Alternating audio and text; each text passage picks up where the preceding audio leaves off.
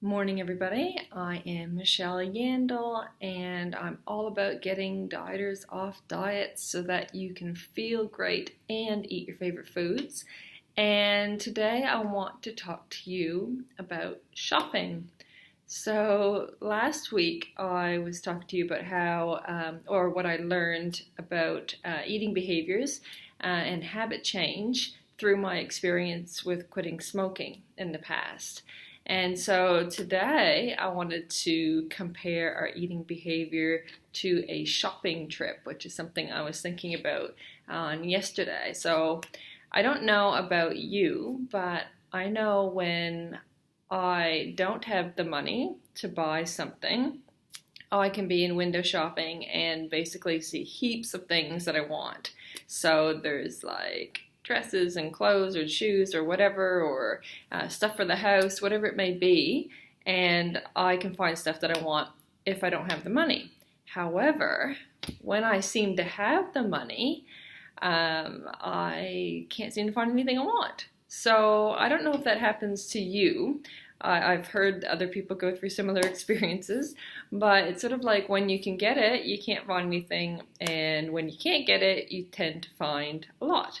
So I was thinking about that today and how that relates to the idea of unconditional permission and how it relates to that, and how this idea of all foods being permitted, yes, all of them, can create a different mindset around food and those forbidden foods. So a funny thing happens when we start to practice this idea of unconditional permission. And look, I know it's scary to begin with, but when we genuinely live a life full of unconditional permission around food, often our cravings go away. And while the reasoning for this is complex, it's actually quite simple too. And really, it just boils down to, if we're told that we can't have something that we really want, it creates a scarcity mindset and we tend to want it more. So this has been demonstrated in multiple research studies, and it's just basic psychology. So when we know we can have it, when we know that this food is abundant in our eyes and in our mind, we tend to not dwell on it anymore. It's just food, okay? If I want it, I can have it. Oh, I don't actually want it. And I think that this has a lot to do with that shopping scenario. And when we don't have the money and things are scarce, we tend to want the items more.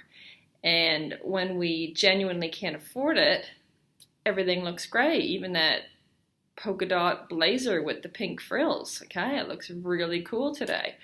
But when we have the money, when we have this abundance, that blazer, do I really want it? Not really. It doesn't really match my zebra striped tights. So we sort of go, I don't really want it. Same thing happens with food, okay? If you can genuinely have it, you're going to start to find they're going to be like, do I really want it? Do I really feel like a cookie at 8 in the morning?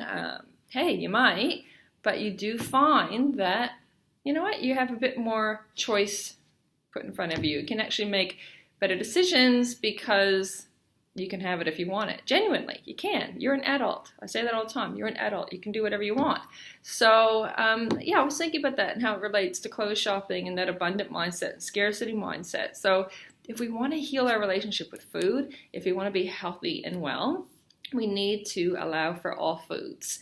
And if we don't, we will have the cravings and the binges and everything in between. So if this scares you, that's what I'm here for. This is something that I help people with, and this is what my ebook helps people with. So just download the ebook to get started and see if that's something that resonates. But in the meantime, happy shopping, happy eating, and I hope that everybody has a really, really good week ahead.